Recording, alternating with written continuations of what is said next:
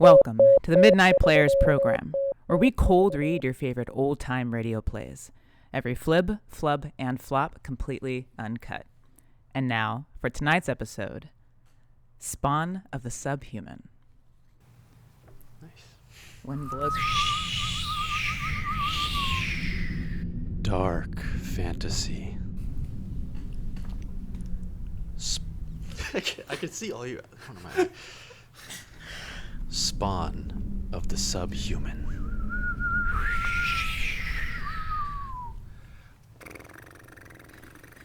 Is it a plane? Yeah, with a propeller. Oh, I see, okay. Good job, Derek.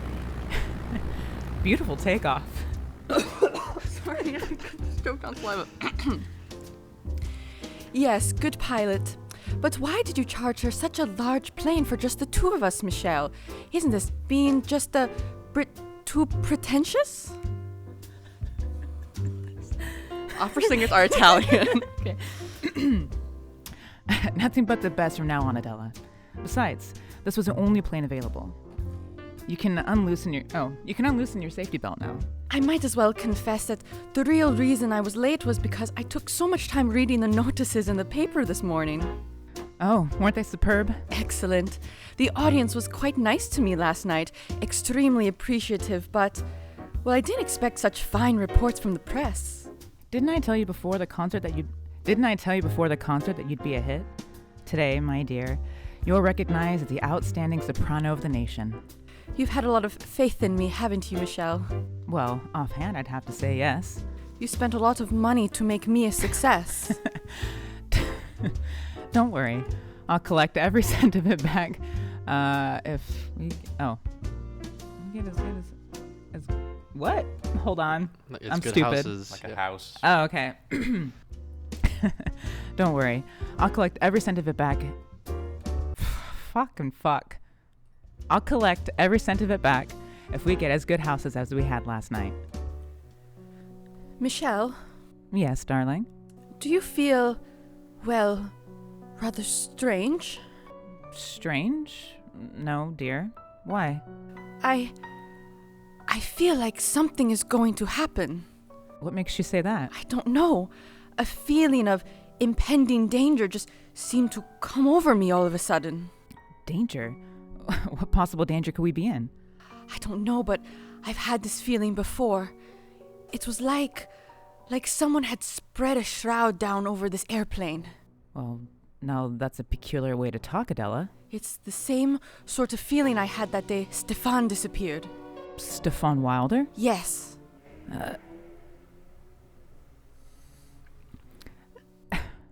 Adela? I was riding in my car that day. I'd been to a matinee with several of my friends. We've had a glorious time.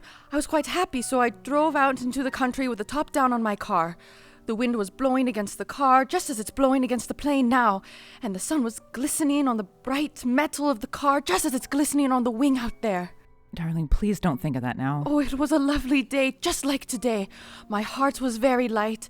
I was happy, thrillingly happy. Stefan and I were to be married within a week. Adela, please. And then, for no reason at all, I had that strange feeling. It just came out of nowhere and settled down around me, like a huge cloth might cover the body of someone who had just died. Don't talk that way, darling. It was the strangest feeling I'd ever experienced. Weird, terrible. It gave me a feeling that 100,000 evil spirits were racing at a maddening pace behind my car, trying to catch up with me, clutch me in their bony, fiendish hands. That was so long ago. 5 years. So long ago. Seems like yesterday. Then when I speeded up the car, something began to pound in my ears. It's pounding there now, Michelle. It's pounding there now. Adela, please. The faster I drove, the more that evil shroud hung over me. I gave the car more gas, more and more and more and more. And then... When they found you in the wreckage, they thought you were dead. I couldn't make the curve. The motor had reached full speed. I could think of but one single danger. The invisible danger that raced there behind me, striving to catch me in its hold. But there was no one. Nothing. Oh, but there seemed to be. And what was so strange, all of a sudden that bright day vanished, just vanished. Clouds came out of nowhere and hid the sun from sight. Darling, I better pull down the shade of the window. Oh, Michelle, wait a minute. Look outside. Clouds. We're flying below them and they've completely blotted out the sun. The sun will be out in a minute. It's just like that day. Clouds hiding the sun, just like they did that day. Oh, just a coincidence. Dark, dreary clouds, followed by loud bursts of thunder and... Oh, Michelle, what does it mean? Nothing. Nothing at all. Just a thunderstorm. Pilot would go up and fly above it. Why didn't he go up above the storm when he saw it? I don't know. Because he didn't see it, that's why. Certainly he did. No. Well, it came up just like that day 5 years ago, out of nowhere. Came up before the pilot was even aware of it. Oh, nonsense. It wasn't nonsense 5 years ago. First the clouds, then the thunder, then it began to rain. Well, look for yourself. It's not raining now. It's nothing but an electrical storm. See? We're going above it. Oh, Michelle, I'm frightened. There's nothing to be frightened about. There. Look. The sun again. It was all so strange. That feeling. The clouds hiding behind the sun. The thunder. Sure, but no rain. Miss Broad? Oh, Michelle. That took so long to play. What the hell? Miss Broad? Oh, Michelle. Oh, darling. It's just the pilot talking to us over the talkback system. Push the button right there so I can answer him. Miss Broad? Miss Rhodes?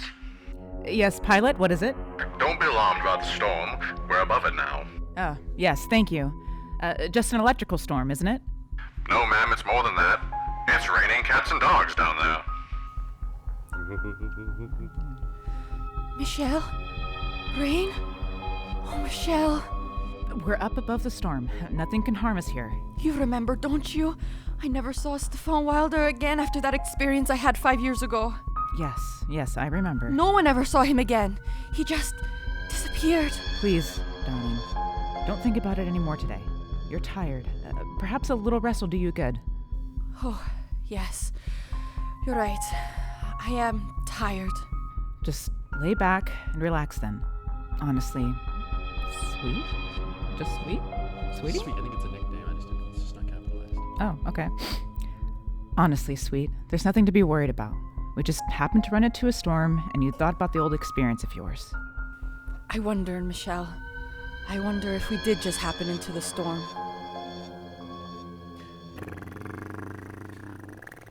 You do a really good propeller, by the way.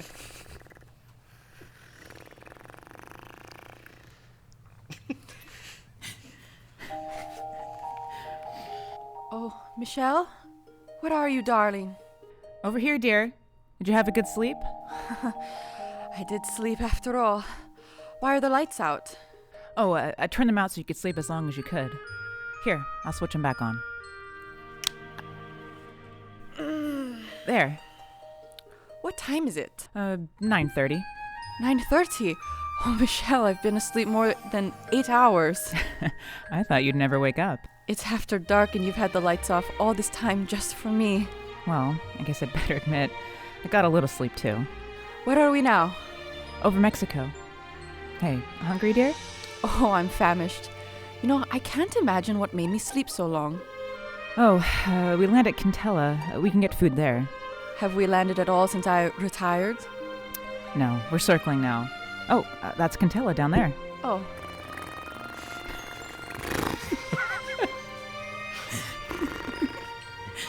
I should have said anything.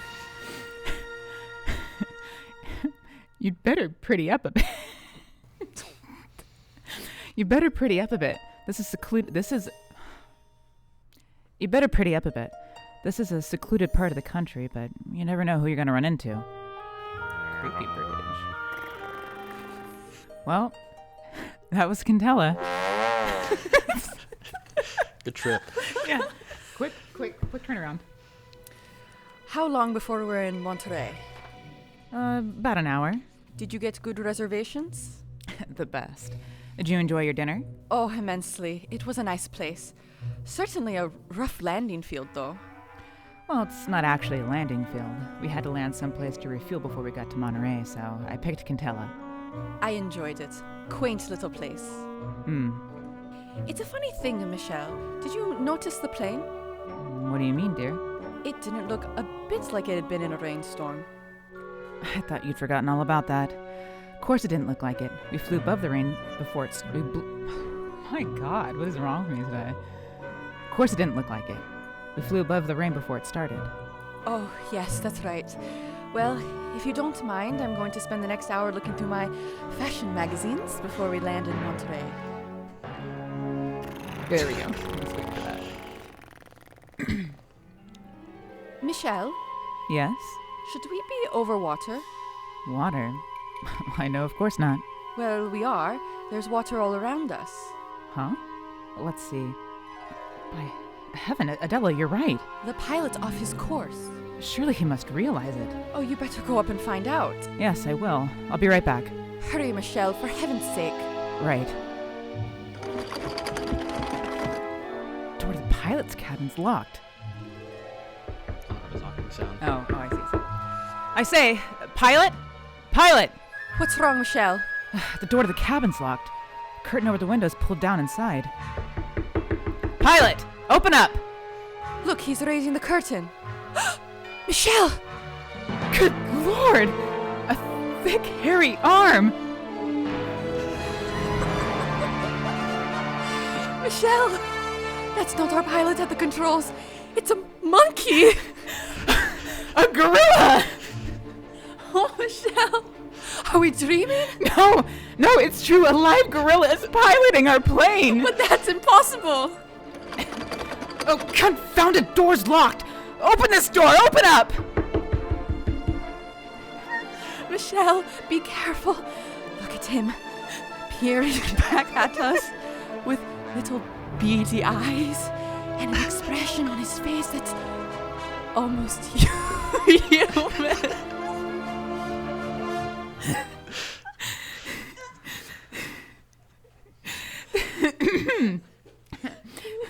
This is fantastic. How in the world did we ever come to be in the air with a creature like that? We had a regular pilot when we landed at Cantella. I saw him climb down out of the cabin. So did I. But I never did see him again before we took off. Naturally, his back was to me, but I gave him the go-ahead signal.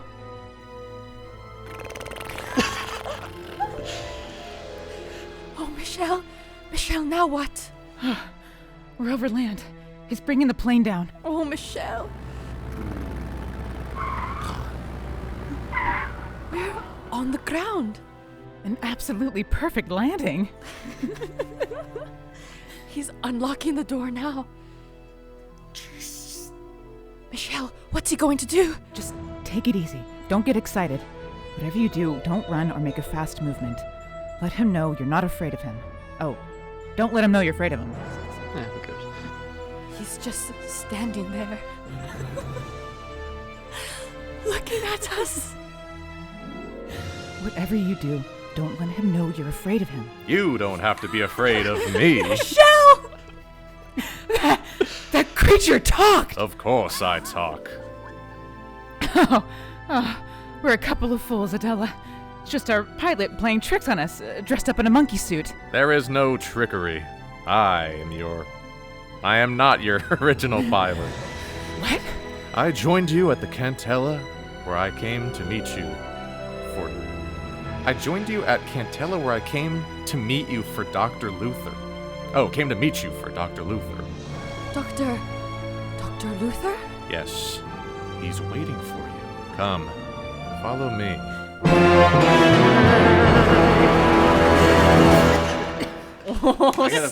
Stop making eye contact with me. Hey, what's up? It's me, Jared, your favorite Midnight Player. We love making these episodes, and we want to keep making more. So if you really love what we do, help the podcast grow by spreading the word. Remember to rate, review, and follow on Spotify, and you can also follow us on Instagram and YouTube at All This TV. We're also launching a Patreon, where you'll get exclusive access to commentaries and bonus episodes. And most importantly, your subscription will help keep the show going. Check us out at patreon.com/allthistv. Links can be found in the description, and now, back to the episode. Okay, All right, you ready? Act 2. Steady, darling. Come on. We better follow him. Here's the doctor now. Well, Stefan, I see you brought our visitors. Yes, doctor. Yes, just as I directed you. Welcome, Adela Rhodes, and welcome to your lovely, lovely voice. I say, look here. And welcome to you, Miss Brock. I'm so sorry that you will be of no assistance to me. However, you may be interested in what I have planned. Now listen, Dr. Luther. I want to know what this is all about. You will learn what it is all about, and without delay, I assure you. Come, Stefan, don't be so inhospitable. Show our guests into the laboratory.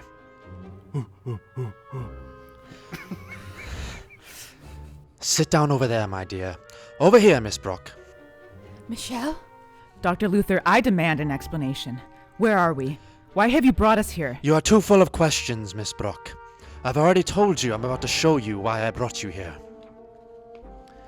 Here, high in these mountains, secretly, I've been working for 5 years, experimenting, testing, trying to accomplish what everyone would have said was utterly impossible had I told them about it. But I didn't tell anyone. Instead, I came here and built this laboratory. You'll see it's fully equipped and modern in every detail. Now look here, Dr. Luther. During those 5 years, I trained Stefan here. I believe you will agree my training has been very successful. You now see an almost full-grown silverback gorilla behaving like a human, acting like a human, even talking like a human. I've been very kind to you, haven't I, Stefan? Yes, Dr. Luther. Of course you've been kind to me. Yes, just so. Scientists back there in your world, my dear Miss Rhodes, will tell you it's impossible to completely train a gorilla. That is the second point in which I have proved them wrong.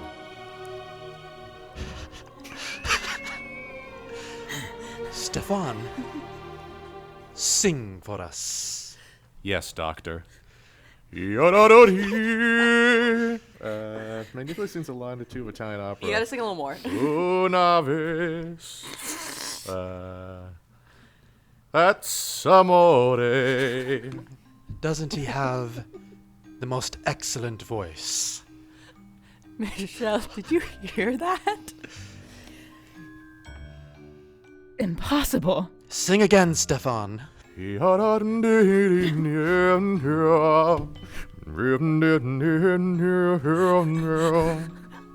see, soon he will be world famous. I shall travel with him, take him to the 4 corners of the earth, and show people how well my gorilla sings.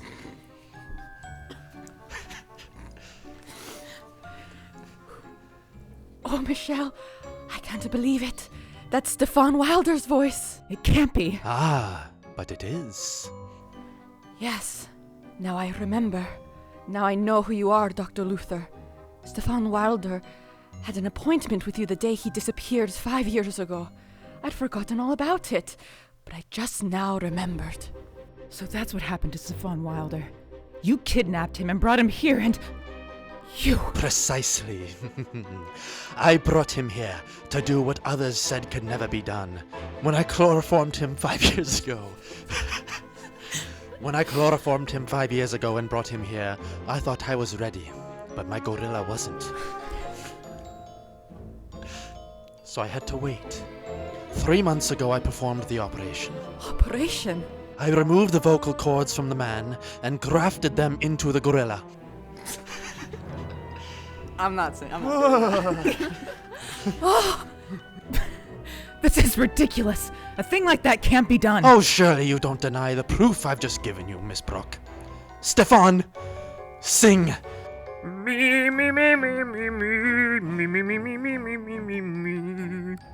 You recognized that voice, Miss Rhodes, the moment you heard it, because you'd sung operas with Mr. Wilder so much.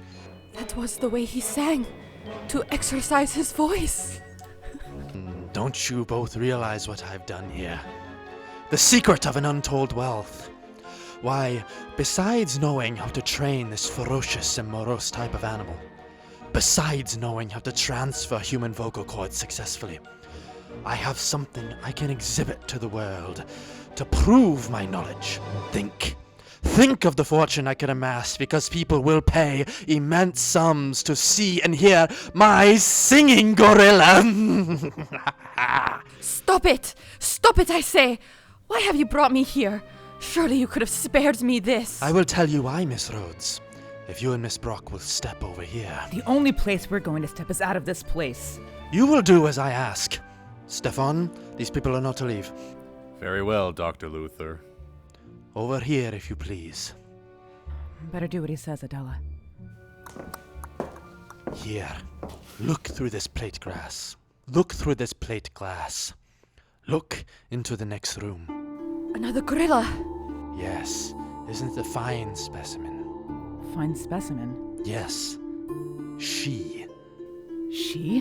What? No, you're not planning. I've trained her very carefully.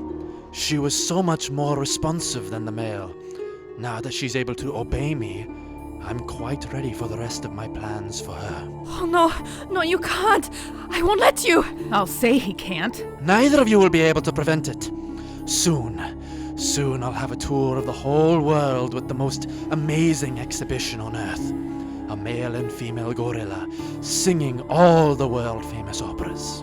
Look here, you... Wait a minute.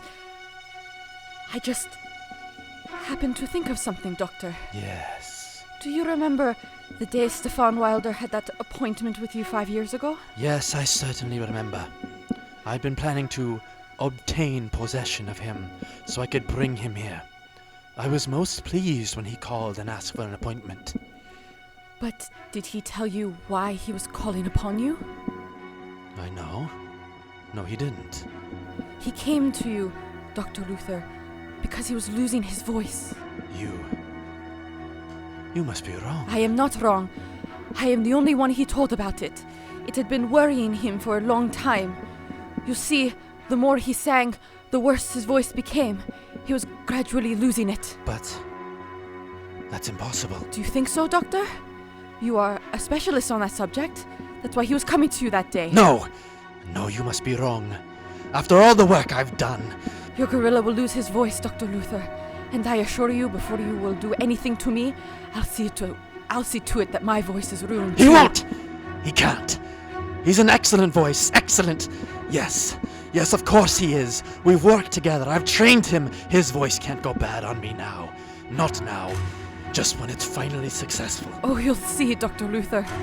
No, you're wrong. You're mistaken. He'll sing all right. He won't lose his voice. Will you, Stefan? No, of course not. You're in an excellent voice, Stefan. Sing your head, Stefan. Show them.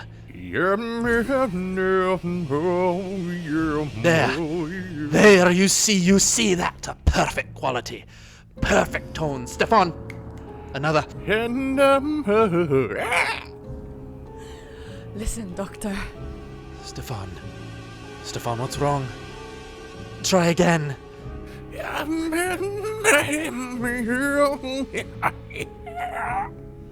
Now, do you think I'm wrong? So it's true. Stefan, you devil. After all I've done, after all my work, this is what I get as a reward. I sacrificed everything. My position, my career, all of my money. And this is what happens. Well, then there is one way, Stefan.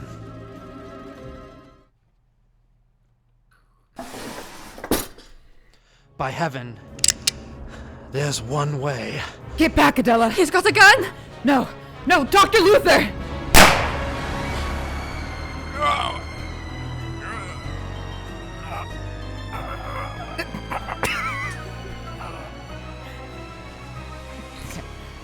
That bullet hit the beast. But look at him. Stop!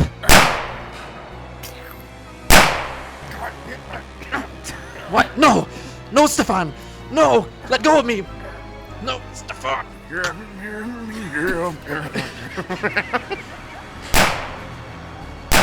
Yeah, shoot him a few more times. Dark.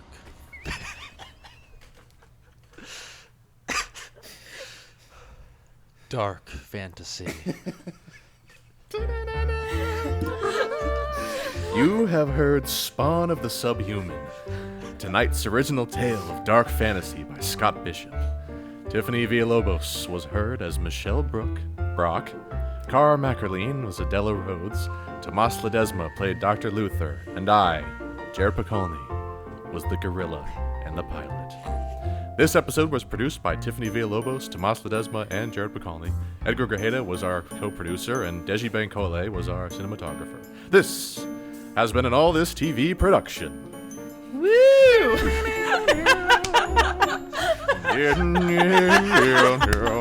Cutting!